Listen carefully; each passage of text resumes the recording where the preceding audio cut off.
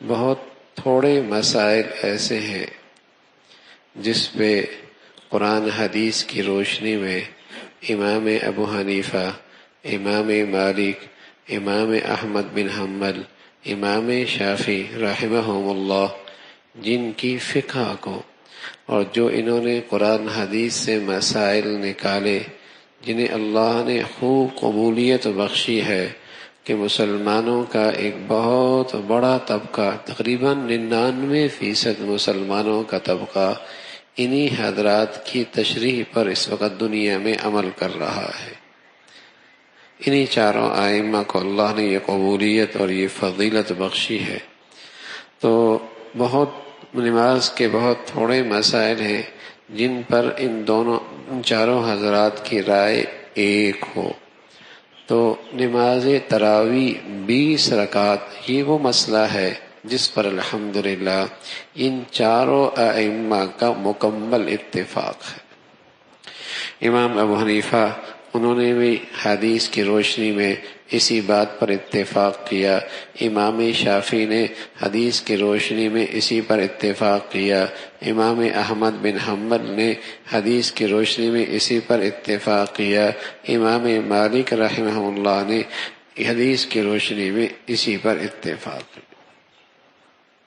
یہی وجہ ہے کہ شروع سے لے کر آج تک حرمین شریفین کے اندر بھی 20 تراویحوں کا سلسلہ شروع سے لے کر، کیونکہ چاروں ائمہ وہ عام طور پہ امام احمد بن حنبل رحمہ اللہ کی پیروی کرتے ہیں اور قرآن حدیث سے جو انہوں نے مسائل نکالے اس کی اتباع کرتے ہیں۔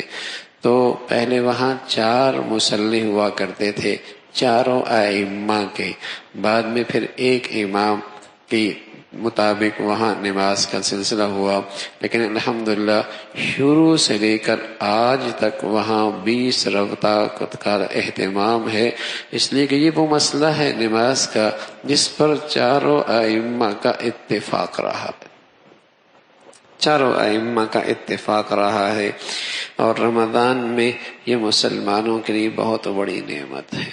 بس اوقات پورے سال قرآن سننے کے موقع نہیں ملتا، بلکہ توفیق بھی نہیں ہوتی، لیکن سبحان اللہ ان 20 تراویحوں کی بدولت کمزور سے کمزور مسلمان کو پورے قرآن سننے کی سعادت مل جاتی ہے۔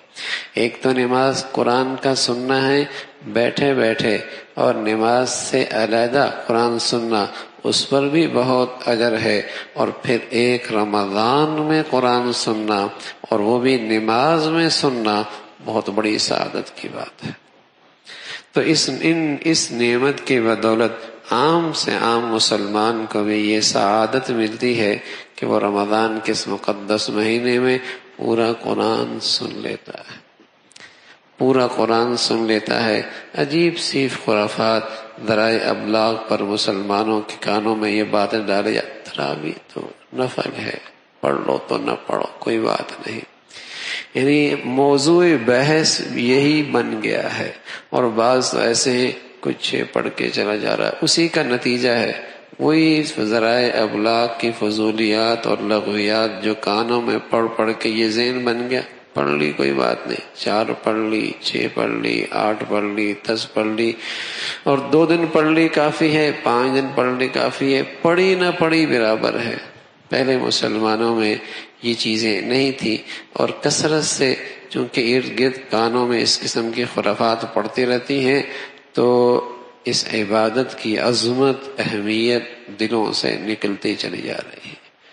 یہ جو اللہ نے اتنی بڑی سعادت دی ہے اور اتنی بڑی نعمت ملی ہے اور اتنی بڑی نیکیوں کا ایک سلسلہ ملا ہے، مسلمان اس سے محروم ہوتے چلے جا رہے ہیں۔ تو مرد ہے یا عورت، اس کے لیے نماز تراویح سنت مؤکدہ ہے۔ ہاں، حضرت عائشہ رضی اللہ تعالی عنہا، اللہ کے نبی صلی اللہ علیہ وسلم نے حضرت عائشہ سے فرمایا، عائشہ بیت اللہ کے اندر نماز پڑھنا چاہتی ہو؟ کہا یا رسول اللہ کیسے؟ فرمایا اپنے حجرے کے اندر نماز پڑھ لو، یہ ایسا ہے جیسے بیت اللہ کے اندر نماز پڑھ رہی ہے۔ مرد کے لیے فضیلت کی بات ہے مسجد میں نماز پڑھنا، عورت کے لیے فضیلت کی بات ہے چاہے وہ فرض نماز ہو، چاہے وہ نفل نماز ہو، چاہے وہ تراویح کی نماز ہو، اس کی فضیلت یہ ہے کہ وہ جتنا اندر کمرے میں پڑے گی اس کا اجر بڑھ جائے گا۔ رمضان کس لیے آیا؟ تاکہ تم حرام سے بچ سکو، تم حرام سے بچ سکو۔ جو حرام سے بچ گیا وہ نیکی پہ آ گیا، اس کی زندگی نیکی پہ آ گئی۔ تو یہ مبارک گھڑیاں ہیں،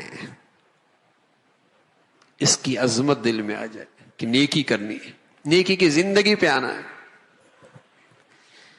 اور یہ نہیں کہ چند نوافل پڑھ لیے، تسبیحات پڑھ لی، صرف تراویحیں پڑھ لی، نہ میرے عزیزو، حرام سے بچنا ہے۔ آج دنیا نے گناہوں کا ماحول اتنا عام کر دیا کہ آنکھیں مانوس ہو گئی، کان مانوس ہو گئے، کان مانوس ہو گئے۔ اب دیکھیے نا، یہ جو سائن بورڈ ہیں گندے گندے، یہ کبھی سینماؤں پہ لگا کرتے تھے، اور شریف لوگ جب وہاں گزرتے تو نظریں جھکا لیا کرتے تھے۔ رمضان کے گھڑیوں میں ان پہ پردہ ڈال دیا جاتا تھا، پردہ ڈال دیا جاتا تھا، اور آنکھیں کیسے مانوس ہوئیں، کیسی مانوس ہوئیں؟ اب گھر کے بیڈ روم میں پڑا ہوتا ہے، ڈرائنگ روم میں پڑا ہوتا ہے، سامنے میز پہ پڑا ہوتا ہے، کوئی خیال نہیں آتا کہ بیٹی دیکھے گی، بیٹا دیکھے گا، گھر والے دیکھیں گے، ان کے اخلاق پر کیا منفی اثر پڑے گا۔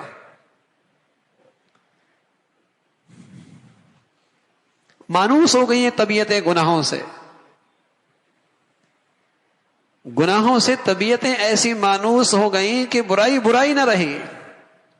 یہی وجہ ہے رمضان آتا ہے، طبیعتیں چونکہ مانوس ہوتی ہیں گناہوں سے، مانوس ہوتی ہیں، نیکیاں بھی چل رہی ہوتی ہیں، گناہ بھی چل رہے ہوتے ہیں۔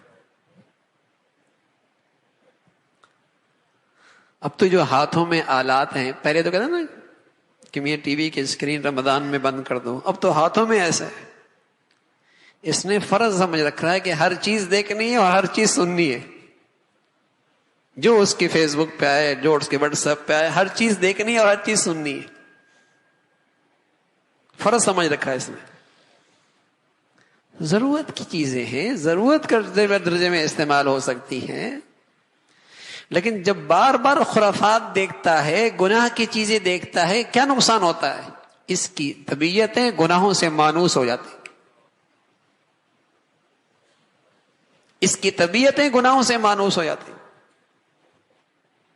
بھینسوں کے باڑے میں کوئی رہتا ہو، وہ تو ناک پہ کپڑا نہیں رکھتا،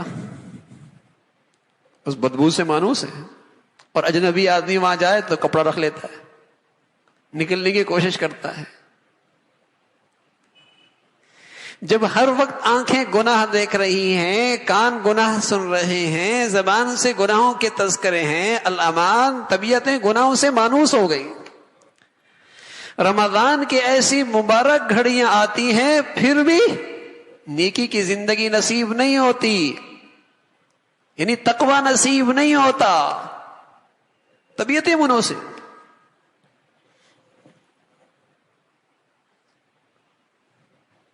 عبادات ہو جاتی ہیں، کچھ تسبیحات ہو جاتی ہیں، کچھ تلاوت بھی ہو جاتی ہے، کچھ صدقہ خیرات بھی ہو جاتا ہے، کچھ افطاریاں بھی ہو جاتی ہیں، تراویحیں بھی ہو جاتی ہیں، لیکن نہیں ہوتا تو گناہوں سے بچنا نہیں ہوتا۔ رمضان میں بھی دل وہی سیاہ رہتا ہے، حسد کینہ بغض رہتا ہے، آنکھوں کا غلط دیکھنا رہتا ہے، لین دین کے اندر وہی کھوٹ رہتا ہے، طبیعتیں مانوس ہو گئی، شیطان بند ہو گئے، رحمتوں کی برسات ہے، رحمتوں کی بارش ہے، اللہ کا خاص رحمت متوجہ ہے، لیکن چونکہ میری طبیعتیں گناہوں سے مانوس ہیں، میں اپنی طبیعت سے مجبور ہوں، بے نفع ہو یا نہ ہو جھوٹ بولنا ہے، کوئی فائدہ ہو نہ ہو غیبت کرنی ہے، لذت ملے نہ ملے ان آنکھوں نے حرام دیکھنا ہے.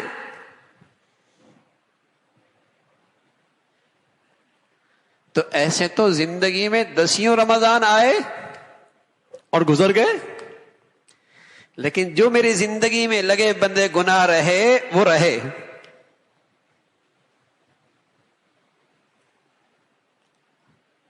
ان میں فرق نہیں آیا. ایسا مقدس مہینہ، ایسی مبارک گھڑیاں، اور رمضان پورا گزرا، یہ وہیں کھڑا ہے جہاں رمضان سے پہلے چلا تھا. بلکہ بس اوقات اس کی بے احترامی اور اس کی ناقدری کی نحوست سے اور پیچھے چلا جاتا ہے، اور پیچھے چلا جاتا ہے.